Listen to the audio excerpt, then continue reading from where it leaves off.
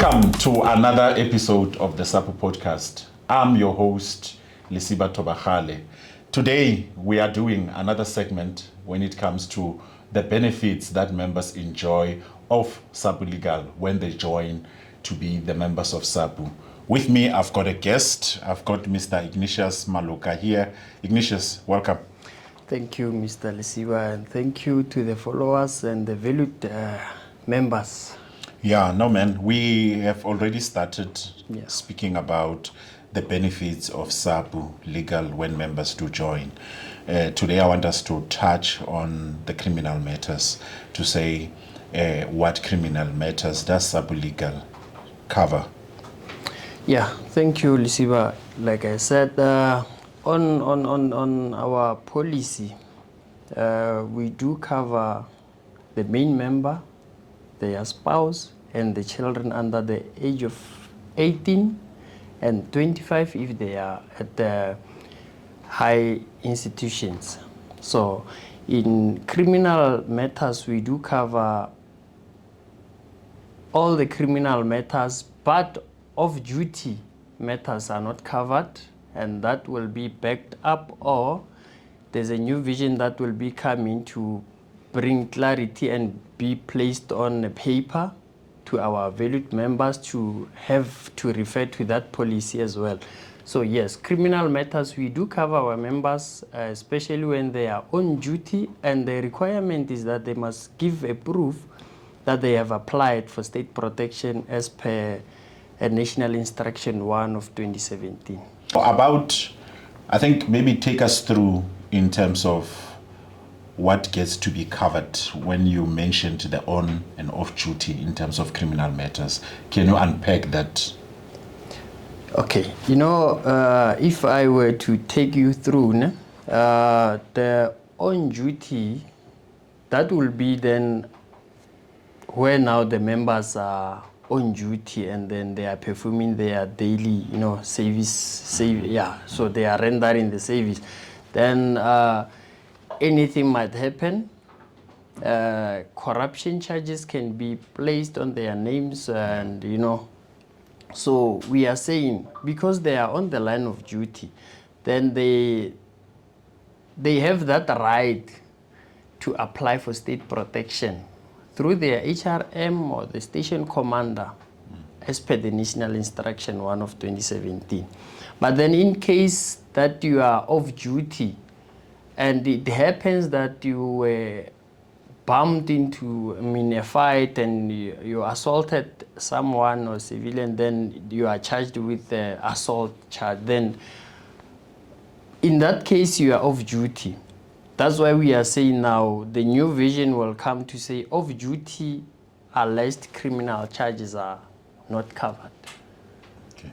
So are they not purely not covered, or is there any window for them to be assessed as per case? How does it work? Is it just a total not covered, or is there any further consideration that could be given? At the discretion of the trustees. They will have to look at the offense on its own, the complexity, the seriousness of the charge. They also look at the implications, because it might even affect the employees' rights. So anything that affects the employees' right, and then we as SAPU must come on board to make it a point that the employer doesn't come against our member. So, but on duty, we come on board to say, okay, apply to the employer because you were on duty, and if the employer denies, you give us that proof of application, then we provide a lawyer for you. We hold that. The employer must be liable because you were saving the state. Okay, so that goes across. We do have members across the safety and security sector, not only in SAPS. It goes to all the members of SAPU in this regard.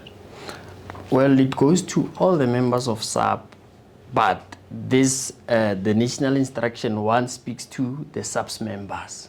Okay. Yes. I think that was quite important. Yeah. Now let's talk about the bail. We know there's this saying that we use mostly in SAPS. They say that when you report on duty, you get to write your name on the SAP15.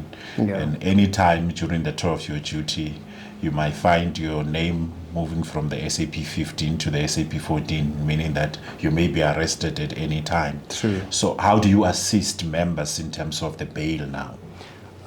Well, in a case we receive a call from any of the leaders in the ground force or the member himself or herself, because they have that right to make a call to their legal representation. So if we receive such a call that our member need assistance with bail money, with bail on its own, we will provide an attorney to go and represent them. And it happens that our member granted a bail money. That's when they communicate with us. We give them go ahead. Because in most of the instances, Mr. Lesiba, what happens is our members pay for the bail money and come back to SAPU at the later stage to request for reimbursement. Yeah, no, I think let's also clarify there to say what is the purpose of the bail money being paid and how does bail work in this regard, so this is where I'm going to draw the line that if you are the one, the accused, you were granted a bail, yes, let's say of 1,000 rands, yes, and you pay it from your own pocket. Maybe your family members assisted you because you are in custody by then. When you are paying to the court, they will give you a receipt. So you will hold it to you. So at the later, but when it's SAPU Legal coming to the party to pay for that money, we are the one who hold that receipt. And we can claim that money back from the state at the end of your case. So if you are the one who paid for that money, you can hold it and pay and request for the refund at the end of it. The case, should you win the case. Okay, because I think my understanding is that the bail it just serves to secure the presence of the accused in court. Exactly. In this regard, for them to be outside whilst their matter is in court in this regard. But also on the bail, I think sometimes bail gets denied. And how do you assist the members further if it gets denied at the lower courts? Yeah, in a bail money, let me take you back. The bail money will be kept at 10,000 rands. Okay. And in a case where you are saying the bail is denied, that's when we assist our member with what? Appealing. I mean, we bail appeal, whereby then it will also be kept at 20,000 rands. Also, it is being assessed by the legal team, looking at the discretion. They will look at do we have grounds? Yeah. Do we have prospect of success to challenge? And initially that depends on what? When our members, before they get arrested, during the investigations, they request a warning statement from them. We also we start by assisting you with a warning statement so that you don't incriminate yourself by giving an IO, the statement, with wording you might not be, you can tell what really happened in that incident, but putting it in word, you might even say something. That is why they are saying when they must read you your rights before they arrest you. Okay. Yeah. You're raising another important issue. Yeah. So for the warning statements, because sometimes you find that a member is not arrested as yet. But then they would come and say, okay, now let's take a warning statement from you. Yeah. So is that the advice that members must contact SAPU Legal for assistance? Yes, SAPU Legal is all the way. We are there for them, starting from warning statement until the end of the case, with the availability of the funds that are allocated as per the member. Okay. Not per the member, but per annual. What is our cover says regarding the amount that a member is assisted with. Okay. I think this is quite very important to all our members when it comes to the issue of the warning statement, that SAPU Legal is here for your assistance so that you may get quite a very clear legal representation in terms of the obtaining of the warning statement. I think maybe let's take it further. The drafting of the representation to any prosecuting authority. That can also be assisted internally with our internal attorneys, that they can assist with all the all the drafting. But we can even go further to outsource the attorneys on our panel to assist our members in all the corners of South Africa.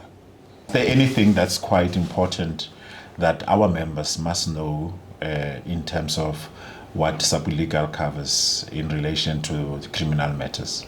Yes, what I want to emphasize more on today's talk is that our members must know that SAPU Legal is there for them, and SAPU Legal, for advices,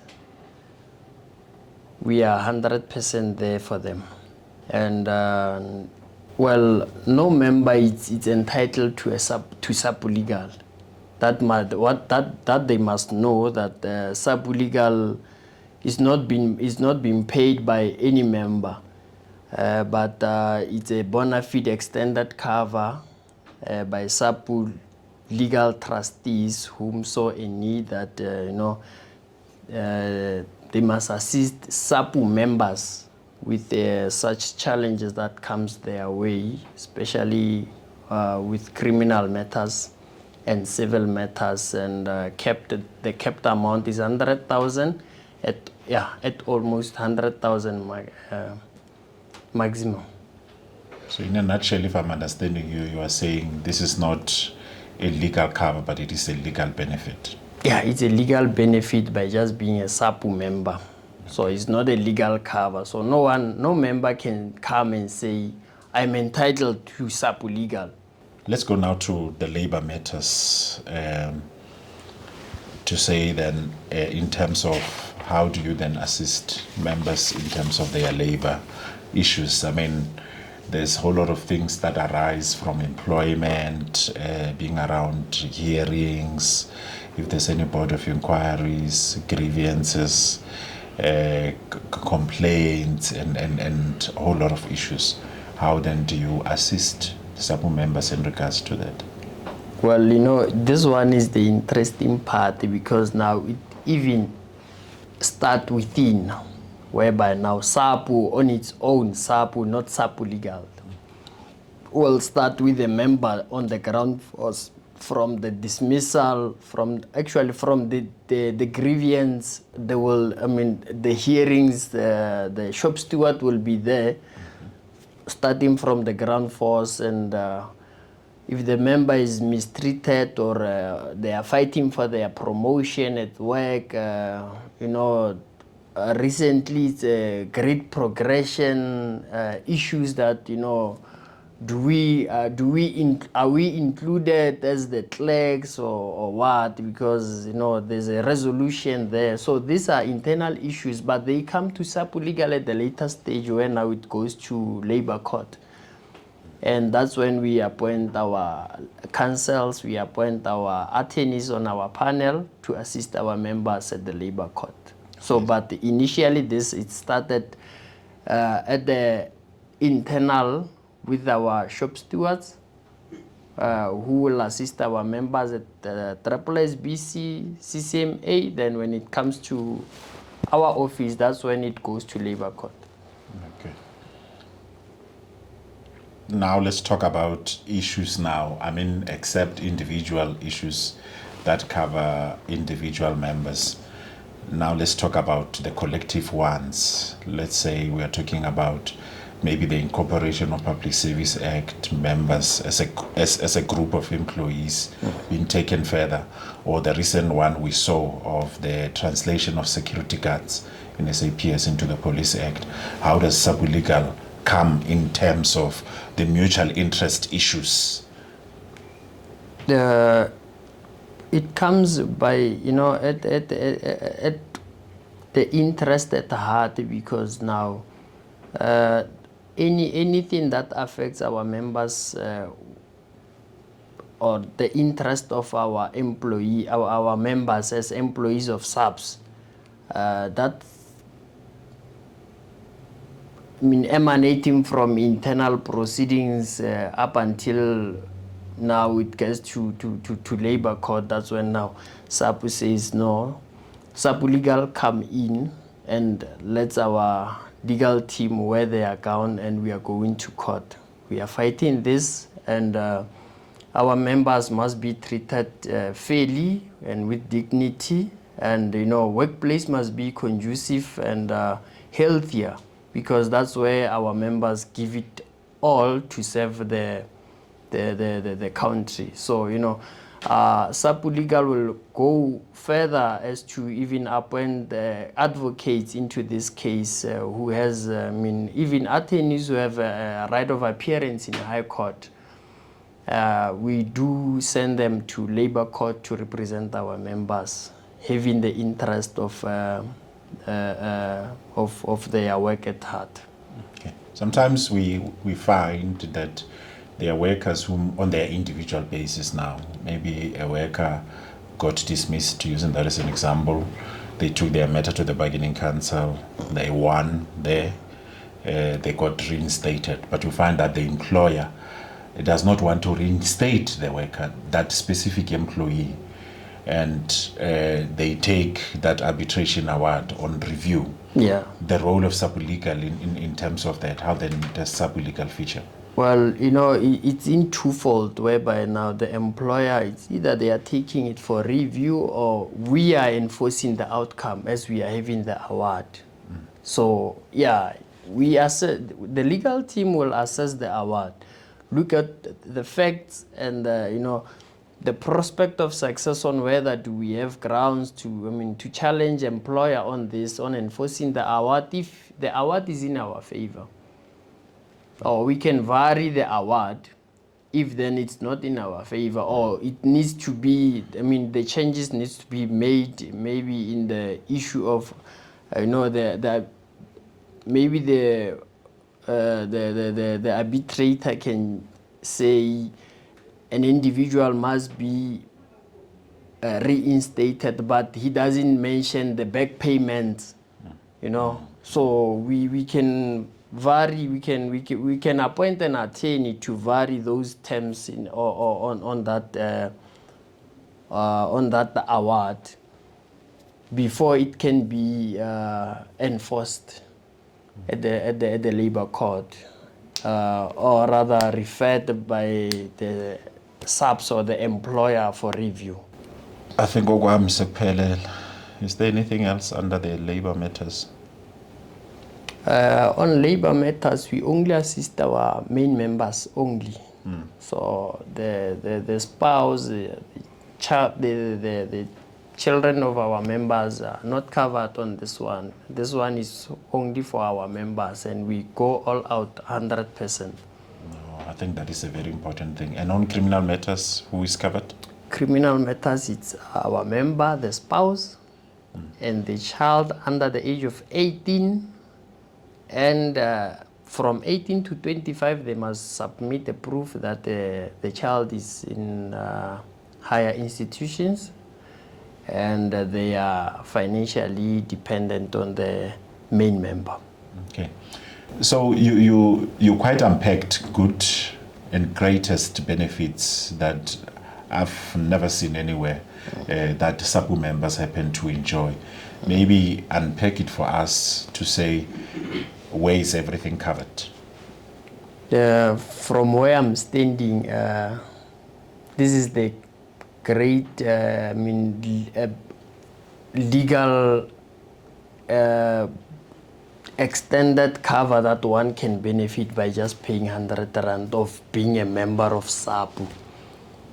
Okay. Yeah, so, with everything that I've already mentioned, your family matters, divorce, civil matters, contract and antenuptial contracts, all the contract and civil litigations that one might come up with, like your defamation of character. We go to your labor matters, that you are represented from the shop steward up until an advocate at the labor court.